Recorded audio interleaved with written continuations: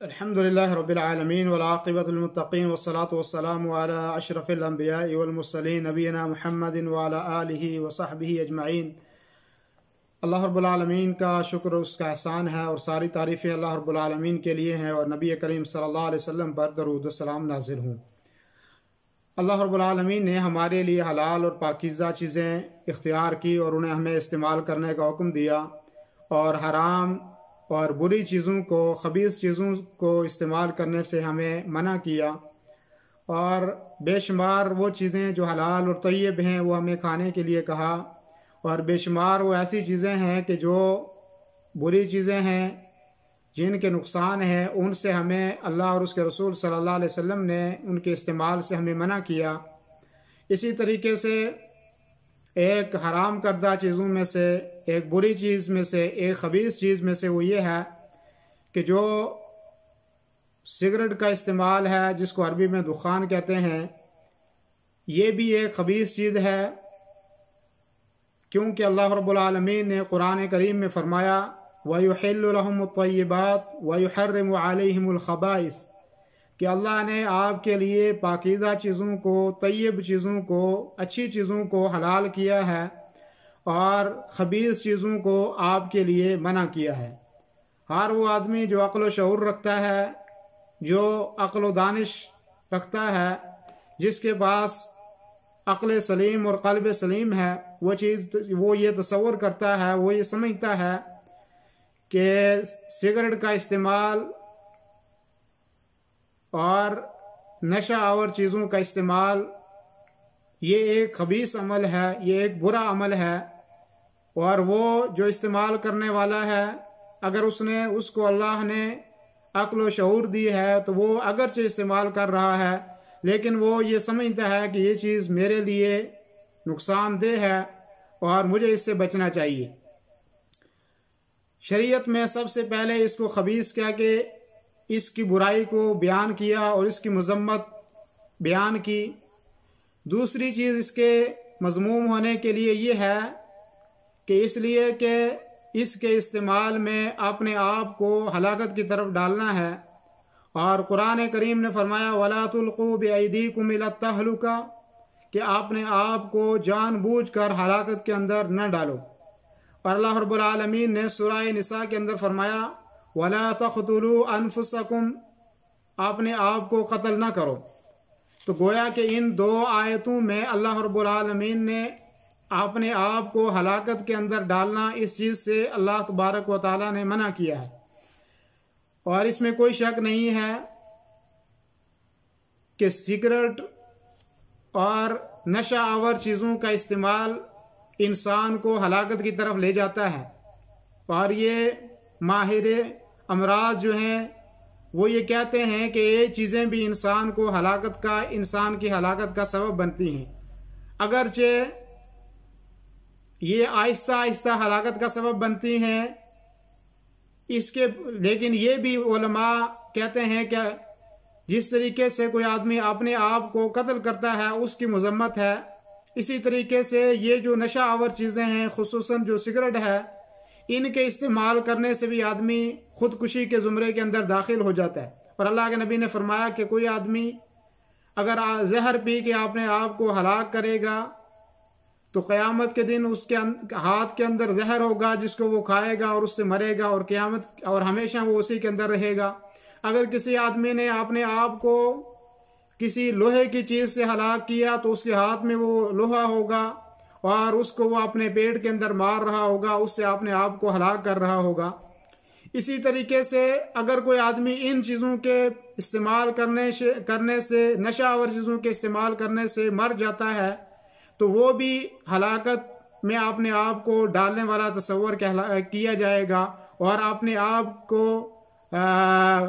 खुदकुशी करने वाला कहलाएगा, क्योंकि वो ये जानता था कि ये चीज़ें उसके लिए मुज़िर हैं, ये चीज़ें उसके लिए नुकसानदेह हैं और फिर भी जो है उसने इनका इस्तेमाल किया। और तीसरी चीज़ इसके अंदर ये है कि इसके इस्तेमाल करने में बदन के लिए तकलीफ़ है, इससे बीमारियां पैदा होती हैं, इससे कैंसर जो है आदमी को हो सकता है। इससे और भी बहुत सारे दिल के अमराज, दिल की बीमारियां इससे पैदा हो सकती हैं। बेशुमार चीज़ें जो इसके इस्तेमाल से हो सकती हैं, इसलिए कि ये नुकसानदेह है। तो गोया कि जो चीज़ नुकसानदेह हो इंसान के जिस्म के लिए, इंसान के लिए, तो उसका इस्तेमाल करना उसके लिए जायज़ नहीं है। चौथी चीज़ ये है कि इसके इस्तेमाल के अंदर अपने माल का दया है, अपने माल को दाया करना है। और अल्लाह रब्बुल आलमीन ने कुरान करीम में फरमाया इन्नल मुबज़्ज़िरीन कानू इख्वान शयातीन, कि जो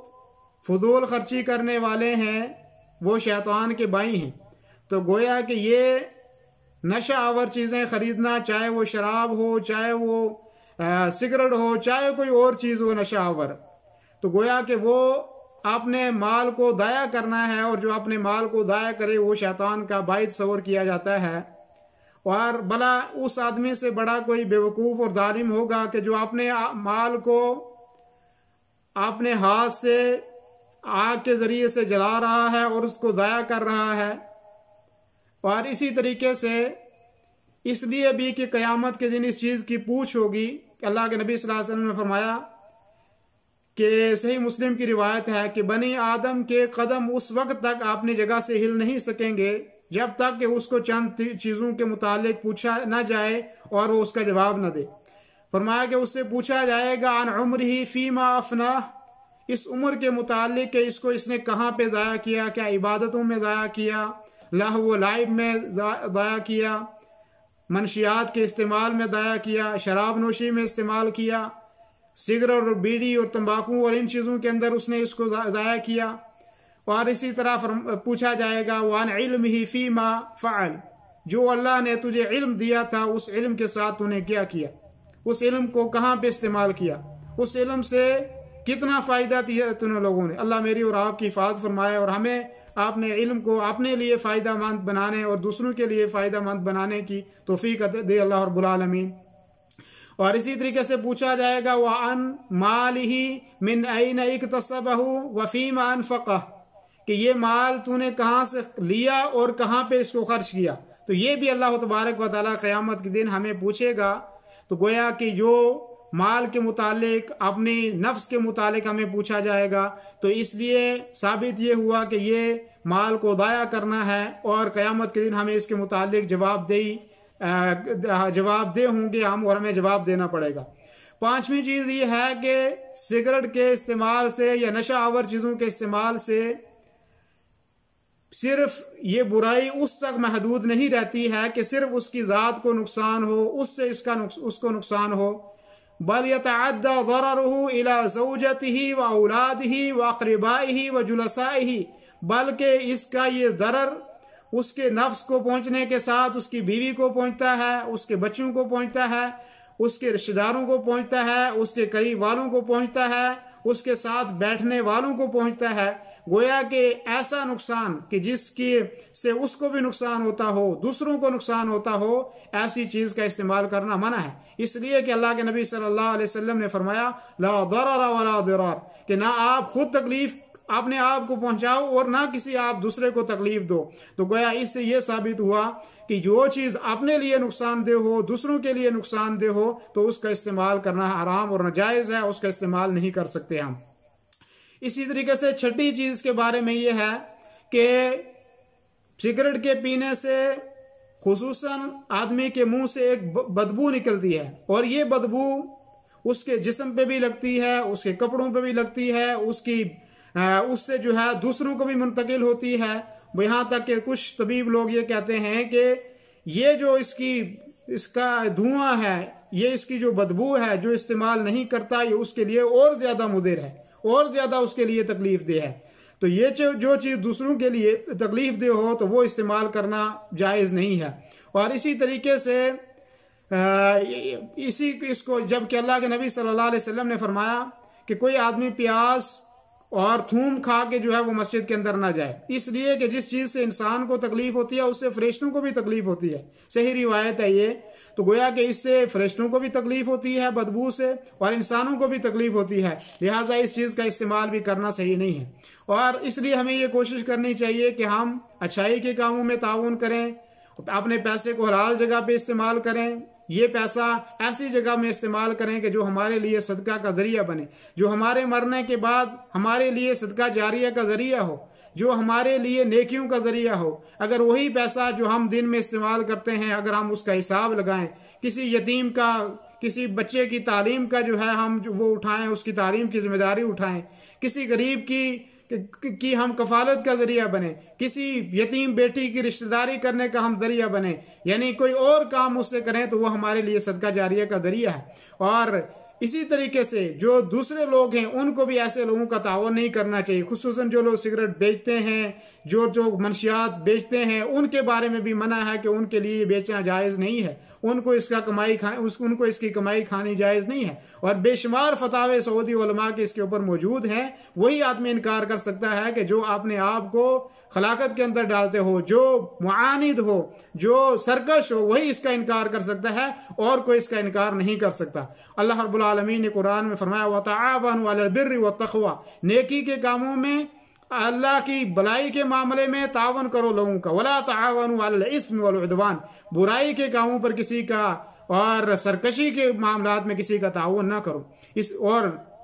कोशिश करनी चाहिए इसको छोड़ने की। रमज़ान के महीने में लोग 10-10, 12-12 घंटे, 15 घंटे उसको छोड़ते हैं और फिर कहते हैं हम उसको छोड़ नहीं सकते। छूट जाती है अगर कोशिश करता है कोई। अल्लाह रब्बुल आलमीन ने कुरान में फरमाया वल्लज़ीना जाहदू फीना लनहदियन्नहुम सुबुलना, कि जो आदमी कोशिश करता है, मेहनत करता है, हम उसके लिए रास्ते निकाल देते, हम उसको रास्तों की रहनुमाई कर देते, हम उसके लिए जो है उसको मौका देते हैं, उसके लिए रास्ता मुहैया कर देते हैं। तो इसलिए हमें कोशिश करनी चाहिए। इसी तरीके से एक हदीस में फरमाया अल्लाह के नबी सल्लल्लाहु अलैहि वसल्लम ने, जो इमाम हैसमी ने मजमाउज़ ज़वाइद के अंदर जिक्र की है, कि कोई भी आदमी अगर अल्लाह के लिए किसी चीज़ को छोड़ देता है तो अल्लाह उसको उससे बेहतर चीज़ इनायत कर सकता है, करेगा। तो मोहतरम मेरे दोस्तों और बुजुर्गों और मेरे भाइयों, कोशिश करनी चाहिए कि हम इस जो मनशियात की चीज़ें हैं, जो नशा आवर चीज़ें हैं, इनसे हम